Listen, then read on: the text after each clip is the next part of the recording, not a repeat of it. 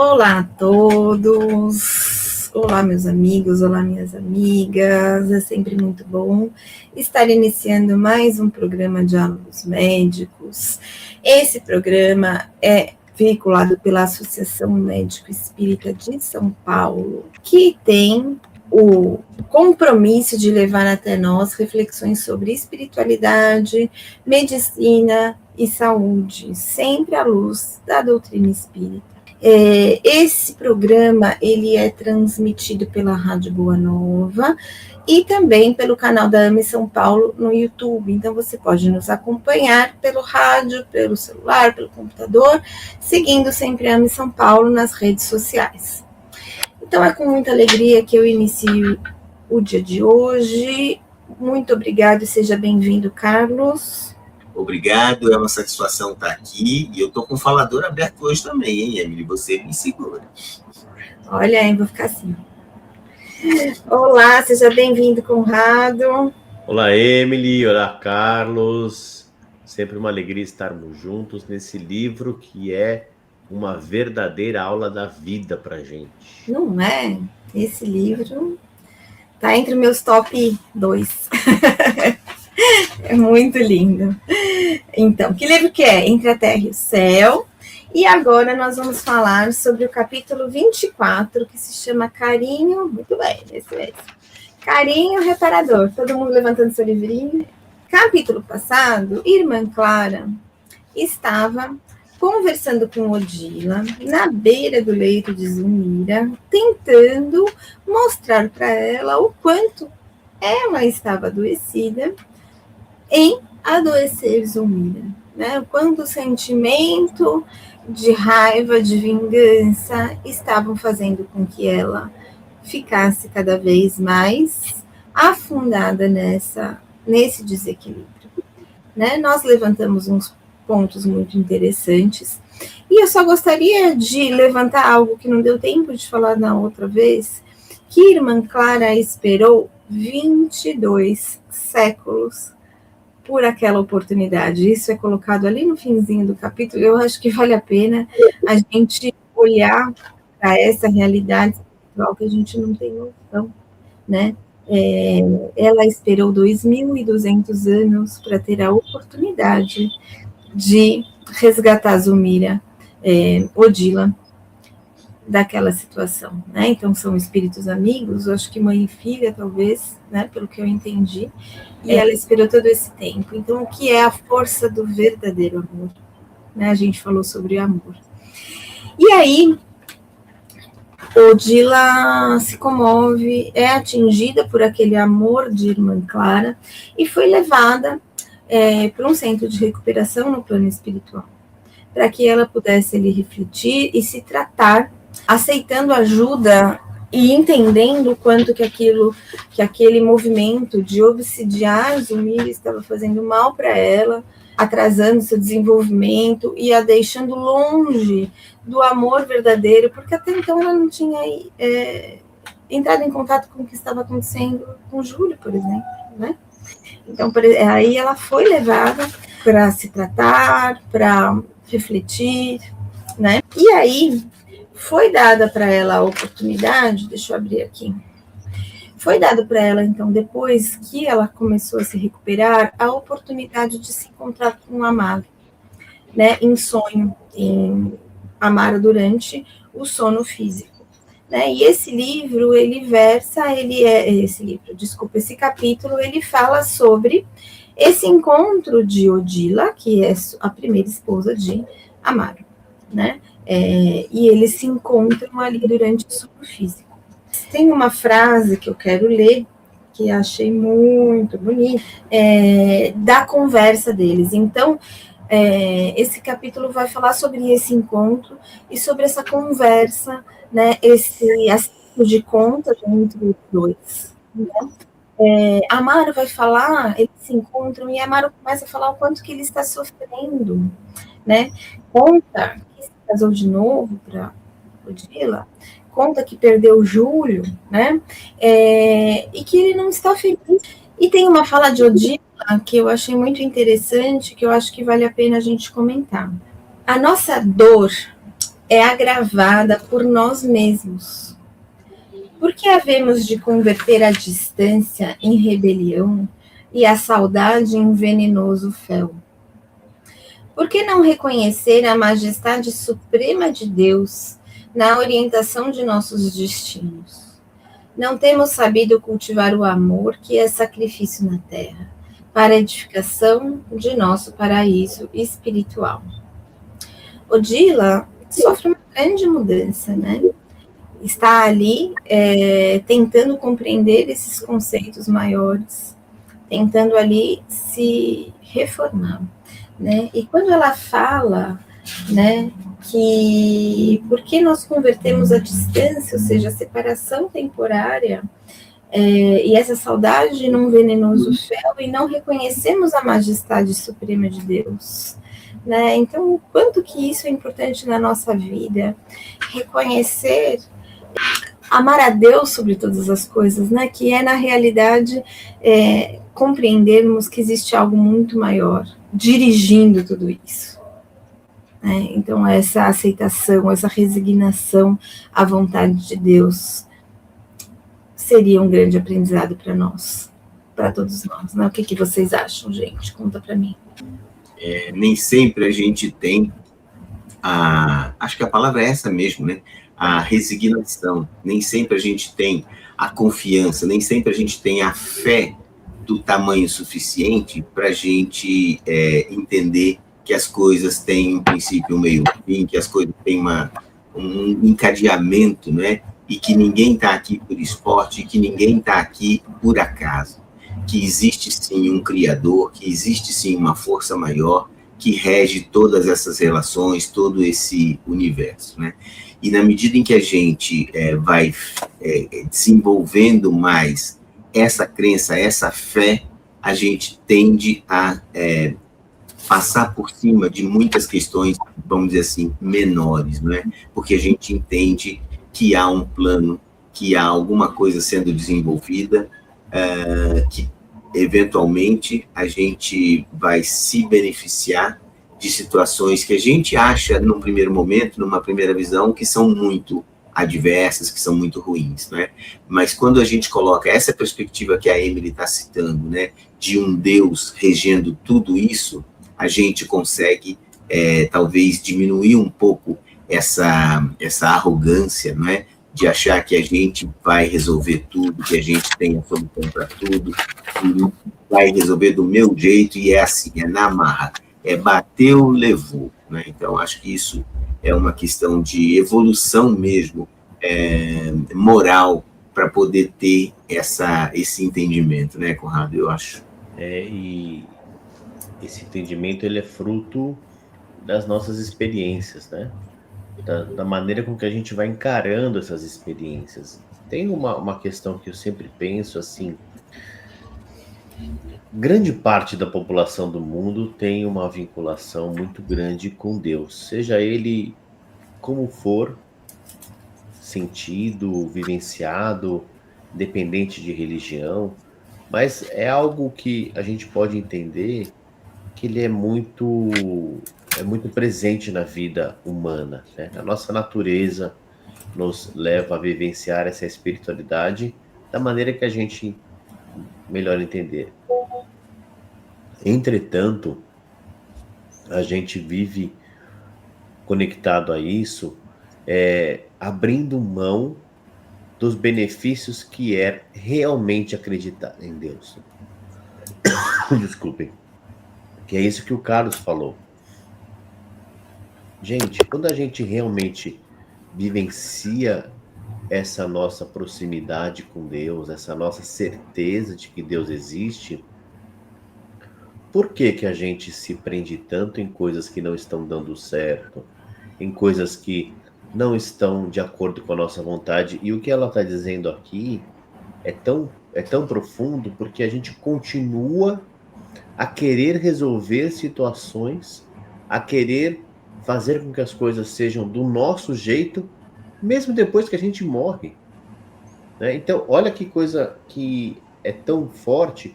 Para muitas pessoas, a morte, ela encerra essa comunicação entre os mundos. Você vai para um outro plano e você vive lá no céu, como podem dizer e tal, né? Mas mesmo assim, mesmo acreditando que eu vou para o céu, eu continuo a viver amarrado com as questões da terra. Continuo querendo resolver as coisas do meu jeito, continuo querendo que as pessoas sejam da forma que eu quero. E se tudo aquilo que eu passei, o Carlos colocou no programa passado, no final, ele disse assim, que muitas vezes é muito fácil você falar para alguém, seja empático, perdoe, né? Porque a gente não está na pele daquela pessoa. Entretanto, quando você coloca como raciocínio lógico de que todos nós caminhamos para o aprendizado do amor, o aprendizado da perfeição, a conquista da perfeição, todos estes argumentos eles se convergem numa única direção. Não tem nada que não esteja em perfeita harmonia com as leis divinas e que no tempo certo nos encaminhará para essa descoberta do amor. Então, se não foi hoje, se a pessoa não pôde hoje ser como nós imaginamos que deveria ser o certo, nos amando, nos respeitando, amanhã será. Como nós ontem também já não éramos, ainda não éramos assim, né? E como amanhã seremos melhores, porque esta é a lei da vida, porque este é o progresso. Então, é tão libertador se a gente conseguisse viver dessa maneira, inclusive para libertar a nossa vida depois que desencarnarmos, né? Porque eu acho que esse é o grande convite que a coleção André Luiz nos traz, que é assim, gente, leiam, estude. Por isso que a gente já estudou esses livros mais de 10, 15 vezes, sei lá quantas, porque é um convite para falar assim, vivam diferente, para que quando vocês regressarem ao mundo espiritual, vocês possam colher experiências diferentes destas todas que André Luiz escolheu e esses casos inúmeros que ele relata também vivenciaram, né? Pois é. E Zulmira, né, continuando, conversando com Amaro, ela levanta um ponto muito interessante, né? Porque Amaro, eles estavam conversando ali, né? Então esse capítulo é sobre esse encontro dos dois, né? E demonstrando o quanto eles ainda se amam, né? Então, quanto Amaro ainda ama Odila, isso é muito interessante, né? De olhar. E aí ele pergunta, e agora o que eu faço com a Zulmira, né? Porque ele coloca ali que ele não é ela não chega nem aos pés de Odila, que ela é uma pessoa adoecida e tudo mais, né?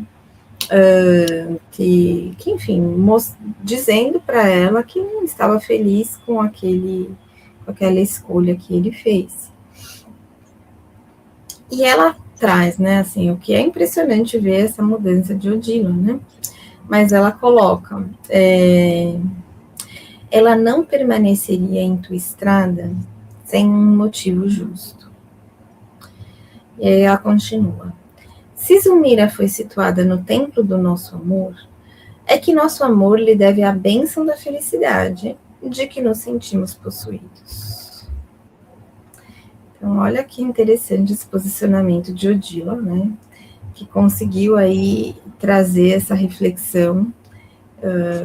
Primeiro, olhar para essa mudança, né? Então, eu acho que é interessante a gente poder ver o quanto que a gente consegue mudar o nosso ponto de vista com a ajuda certa, né? Com o estímulo certo. E naquele momento, Clarencio, né, que estava acompanhando, que eles estão acompanhando, né, todos eles, todo esse processo, ele ajuda a Amaro a se lembrar um pouco do passado dele lá no Paraguai com Zulmira, né, ou seja, ele tem uma responsabilidade com Zulmira, né, eles têm um resgate. Então, o que Odila está convidando a Amaro a fazer entenda que não é por acaso que ela está na sua vida. E se ela está no nosso lar, é para ela ser envolvida nesse amor que o nosso lar já possuiu, né? Então, olha que desprendimento e que olhar interessante. E esse é um olhar que eu gosto de colocar sempre na minha vida, que eu tento, né? A gente nem sempre consegue, mas eu tento trazer sempre, é ampliar o olhar das situações que a gente vive pela ótica da reencarnação. Gente, nós somos espíritas, portanto, nós somos reencarnacionistas filosoficamente. Essa é a nossa filosofia, né, de vida. Se a gente não aprender a olhar as coisas sob essa ótica, não adianta nada a gente ser reencarnacionista. Então, a gente vai olhar aquela situação e tentar ampliar. Então, pera um pouquinho. Será que não tem um resgate? Será que não tem uma história por trás dessa vivência que eu estou passando?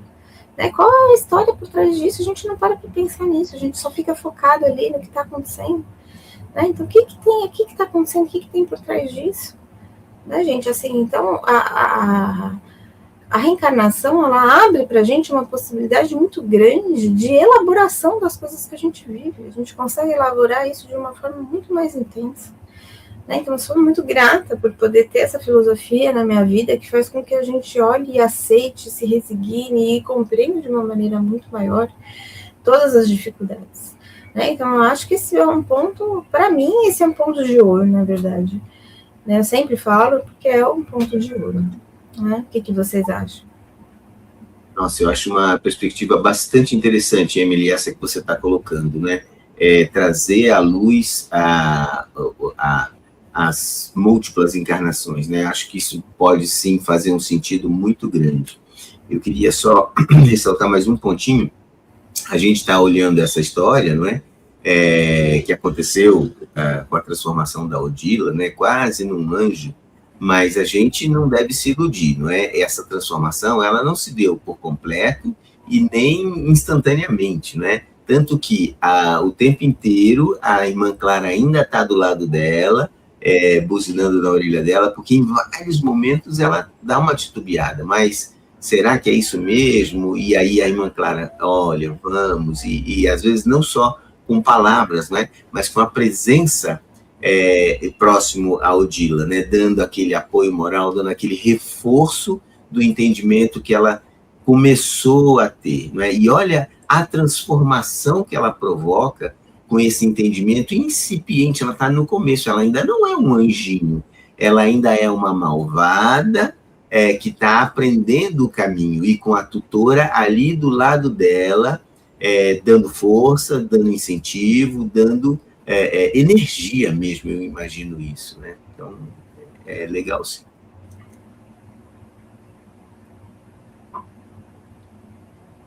Sabe, Emily, uma coisa que, só bem rapidinho, essa frase me fez lembrar o quanto a gente precisa de verdade, e isso já apareceu em outros livros do André Luiz, né? O próprio caso da irmã, da mãe do André Luiz com o próprio marido, né?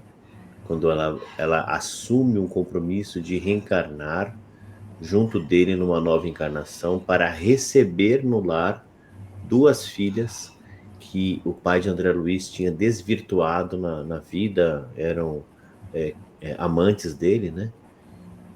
O quanto a gente precisa realmente aprender a lidar com o sentimento de posse do outro, né? Essa demonstração aqui de Odila, porque ela está demonstrando que definitivamente ela entendeu que as situações respeitam determinados tempos, a determinadas necessidades, né? Então, naquele momento, ela teve a história com o Amaro, foi importante, não quer dizer que eles deixem de se amar, mas agora faz parte de um contexto, de uma necessidade, uma outra pessoa. E não é uma competição se Amaro vai amar mais o Mira ou amar mais o Dila, né? A gente aprende com essa história de que o caminho da nossa evolução ele precisa ser pautado nesse desapego da posse. de que nós precisamos entender que cada situação tem uma necessidade e nós precisamos estar entregues a esses aprendizados, a essas oportunidades, para que a gente possa se transformar em pessoas melhores, né? E, de novo, quantas vezes a gente tem visto que o ciúme, que a posse tem levado a ações extremas, inclusive violentas, inclusive de morte, porque nós não sabemos ainda lidar nem 1% do que é verdadeiramente amar, né? Pois é, eu acho que esse é um grande ensinamento. A gente está chegando no fim e eu queria colocar um áudio que eu fiz, que eu selecionei com uma reflexão da doutora Marlene sobre esse capítulo. Não está na hora de nós também fazermos a mesma coisa? Será que nos nossos ambientes do lar, da casa, diante dos nossos problemas, que não são poucos, né? Será que não está na hora de a gente procurar modificar mentalmente para aceitar aqueles que não aceitamos, para termos uma outra compreensão das pessoas? Eu acho que é um convite muito sério esse que a gente recebeu. Então, esses capítulos, né, sempre, eles são convites para a gente refletir, né? Será que não está na hora da gente repensar algumas relações, né? Aquela pessoa, aquela da família que eu sempre tive uma dificuldade, né? Então, todo mundo tem. Então, vamos pensar, o que será que tem por trás dessa relação? Alguma coisa tem por trás. Então, como eu posso, a partir de hoje, olhando sob a ótica da reencarnação e entendendo aquela relação como uma oportunidade de aprender a amar, né? Então, como é que está a minha posse? Como é que está meu egocentrismo? Será que eu estou olhando as coisas só sobre o que eu sinto? Não estou tendo empatia? Né? São essas coisas que essas relações vão mostrando para a gente que tem uma aplicação prática, com certeza, para todos nós. Né? Então, eu acho que essa reflexão é muito importante, e esse livro, né, ele traz ali a vida na prática, esse exemplo dessa história, desses personagens intrincados aí em relações do passado, que são de intenso e muito proveitoso aprendizado para todos nós, né? A gente já está chegando no fim. Conta um pouco, meninas, o que vocês acham para a gente finalizar. Eu estou de pleno acordo com você, Emily. O estudo desses livros, do André Luiz, levam a gente a raciocinar e a introjetar. O André Luiz não está falando para ninguém, o André Luiz está falando para a gente, né? Se a gente se colocar nos exemplos, né, eu acho que a gente pode experimentar um grande progresso, sim. Boa semana para todos e até a próxima. É isso aí, Emily. Terminamos com esse convite, ouvindo a doutora Marlene falar, né, que não precisa ir longe, gente. A melhora moral, o progresso que nós necessitamos, ele acontece dentro do nosso lar a partir dos nossos esforços. Então fica aí uma semana em que nós podemos refletir exatamente o que ela falou.